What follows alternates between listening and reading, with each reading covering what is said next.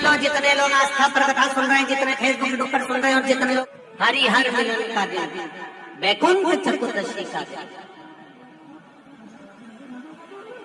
अगर कथा तक पहुंच जाओ तो अच्छी बात, टीवी के सामने भी बैठ गए तो अच्छी बात, मोबाइल के सम्मुख में भी सुन ली तो बहुत अच्छी बात, पर जो भीकन गांव तक भी नहीं पहुंचा तो कम से कम कोई गांव का व्यक्ति अगर कथा सुनकर निकल कर जाए तो उसका केवल दीदार कर लेना, दर्शन कर लेना, उतने में वैकुंठ का मार्ग बहुत। धनेश्वर ने पूछा, मैंने कौन सा पुण्य करा था जो मुझे वैकुंठ का द्वार खुला मिला? चित्रगुप्त महाराज ने कहा, धनेश्वर ब्राह्मण, तुमने पाप तो इतना करा था कि तुमको नरक भोगना था। केवल वैकुंठ चतुर्दशी के दिन स्नान कर आ रहे व्यक्ति का, शिवजी पे जल चढ़ाते हुए आ रहे व्यक्ति का मुख का दर्शन कर लिया था। इसलिए वैकुंठ चतुर्दशी हरिहर मिलन का दिन है। वैकुंठ चतुर्दशी के दिन भगवान विष्णु और भगवान शंकर, इन दोनों का गुणगान होना चाहिए, दोनों का भजन, दोनों का मंत्र जाप करना चाहिए, दोनों का।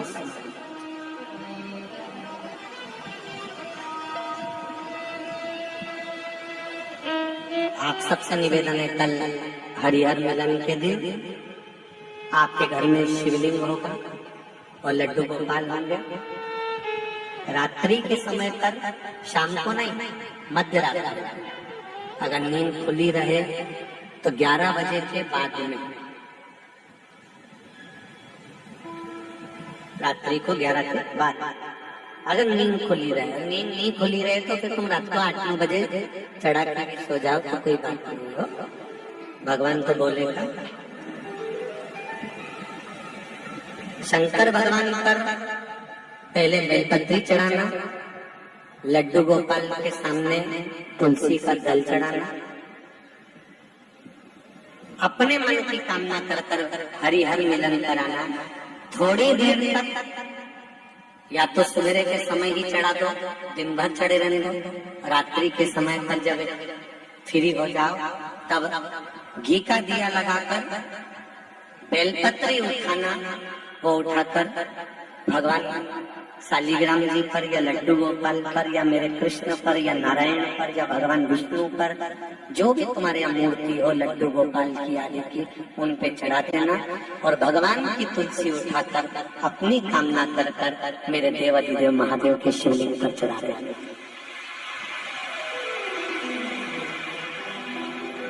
रात्रि को ही हो सके तो ब्रह्म मुहूर्त तक, अगर नींद खुली रहे तो उठा लेना, नींद खुले तो रात को ही, रात्रि के समय ही उस बेलपत्री और तुलसी को संभाल के रख लेना।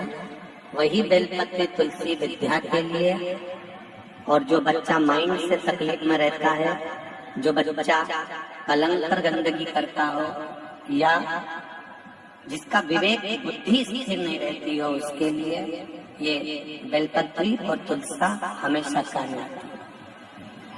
कल वही वैकुंठ चतुर्दशी, उसका दर्शन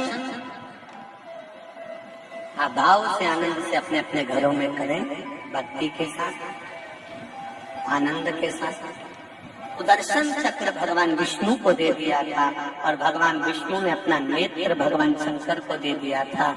तब भगवान विष्णु ने कहा था देव ऋषि नारद से, नारद, पूरे वर्ष में केवल एक दिन ऐसा रहेगा वैकुंठ चतुर्दशी का, जिस दिन मेरा दरवाजा 24 घंटे खुला रहेगा, जो पापी से पापी जीव है वो भी प्रवेश करेगा।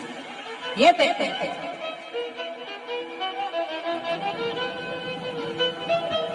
प्रयास करो, कल शिव जी के मंदिर में जाकर एक लोटा जल अवश्य चढ़ा, भगवान नारायण का स्मरण करें, राम नाम, कृष्ण नाम, शिव नाम, भगवान की भक्ति का भजन कीर्तन करें। कार्तिक के महीने में जो दीपदान होता है, माताएं सवेरे घाट पर स्नान करने जाती हैं तो वहां दिया लगाता है, शाम को तुलसी का क्यारा, दरवाजा, सब दूर दीपदान होता है। केवल कार्तिक के महीने में, पूरे महीने जो दीपदान होता है वो शाम के समय पर, सुबह के समय पर, आप जब सुंदर कार्तिक स्नान कर रही हो तब, या शाम के समय पर दीपदान करती हो। पर पूरे कार्तिक के महीने में केवल एक दिन ऐसा होता है जिस समय शाम को दीपदान नहीं होता, बल्कि मध्य रात्रि में दीप का दान होता है। कौन सा दिन है वो? पूरे कार्तिक के महीने में केवल एक दिन ऐसा होता है जिस दिन मध्य रात्रि में दीपदान होता है, ना सुबह ना शाम। हाँ, सुबह शाम आप तुलसी जी को लगा रहे हो अपनी जगह पर तुम अगर कार्तिक के महत्तम का स्मरण कर रहे हो, कार्तिक का स्नान कर रही हो, कार्तिक नहा रहे हो, या कार्तिक का व्रत कर रहे हो, या पचवीगन का व्रत कर रहे हो, या भीष्म पंचक का व्रत कर रहे हो,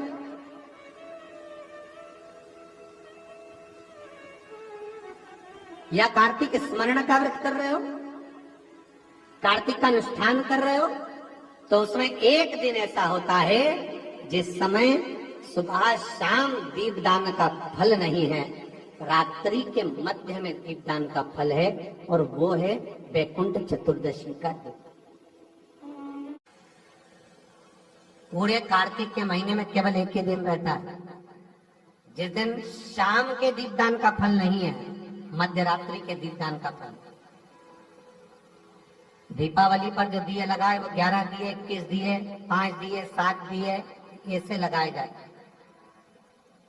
एकादशी के दिन जो दीपदान करा उसमें 11 दिए, 7 दिए, 21 दिए, ऐसा दीपदान होता।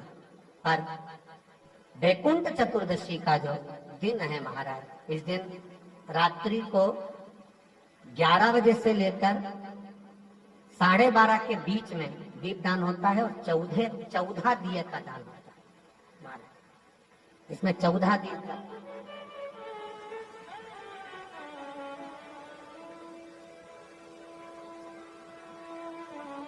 चौदह दीपों का दान है। निवेदन है आप सबसे कि प्रयास करना कि घर के बाहर आप एक दीप, जहां पर आपका जलाशय है, पानी का स्थान है, वहां रख दें, और एक दीप तुलसी के क्यारे के पास रखें, बाकी के दीप आप घर के बाहर लगा दें। 14 दीप। नारायण भगवान शंकर से मिलने के लिए काशी गए थे। काशी कैसे आए? तो भगवान विष्णु बोले काशी आने का कारण केवल इतना है कि वैकुंठ में मन नहीं लग रहा है, तो सोचा मेरे भोलेनाथ जी से मिलिया। देवऋषि नारद बोले मिलने भी ऐसे ऐसे आए जो कभी गिने चुने दिन तो आंख खोले। शंकर भगवान नेत्र खोलते ही नहीं है, वो तो नेत्र बंद करके बैठे थे। आप मिलने भी आए तो उनसे मिलने आए जो कभी नेत्र ही नहीं खोलते। माँ जगतजननी जगदम्बा कह कर परेशान हो जाती, तब भी तो नेत्र ना खोलते, और आप उनसे मिलने के लिए आए, वो भी काशी में।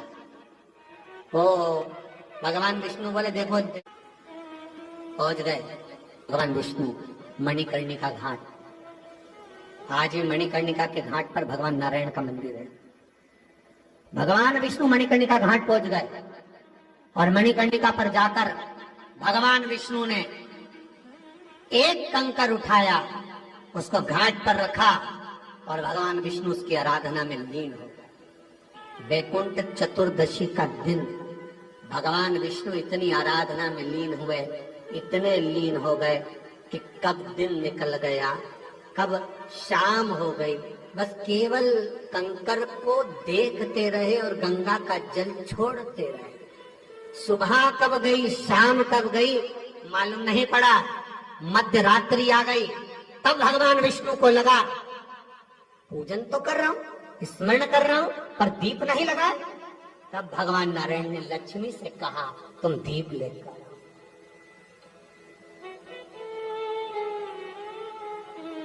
लक्ष्मी थाल लगाकर 14 दीप लगाकर शिव के सम्मुख लेकर आई महाराज। शिव के, इसलिए आज भी वैकुंठ चतुर्दशी के दिन सुबह और शाम के दीपदान का महत्व नहीं है। तब का है? मध्य रात्रि। मध्य रात्रि के दीपदान का महत्व, और मध्य रात्रि के समय, मध्य रात्रि के अनुकूल में माँ जब भगवान भूल गए तब लक्ष्मी जी दीप लेकर आई, प्रज्वलित किया, भगवान शंकर वहीं पर सम्मुख प्रकट हो गए। तब जैसे देवऋषि नारद ने कहा था कि कंकर में शंकर है, भगवान विष्णु ने देवऋषि नारद को हृदय से लगाया था, तब भगवान नारायण के सामने शिव प्रसन्न होकर भगवान नारायण को गले से लगाते हैं। इसको हमारे हिंदू धर्म में हरि हर मिलन कहते हैं, इसलिए वैकुंठ चतुर्दशी के दिन हरि हर मिलन। श्री शिवाय नमस्तुभ्यम, राधे राधे दोस्तों। तो दोस्तों, आप सभी ने वैकुंठ चतुर्दशी का उपाय आप सभी ने जान ही लिया है गुरु जी के माध्यम से, और मेरा बस आप सभी का तक ये इन उपायों को आप सभी तक पहुंचाना ही हमारा चैनल का माध्यम से ही मैं आप तक पहुंचा रही हूं, गुरु जी के उपायों को आप तक पहुंचा रही हूं। बस दोस्तों, आप सभी को इन उपायों से वंचित ना हो, आप सभी इन उपायों को यदि करते हैं, मानते हैं तो ज़रूर करें। तो दोस्तों, गुरु जी के काफ़ी अच्छे अच्छे उपाय होते हैं, और इनको उपाय को करने से भी काफ़ी कष्टों का समाधान भी होता है।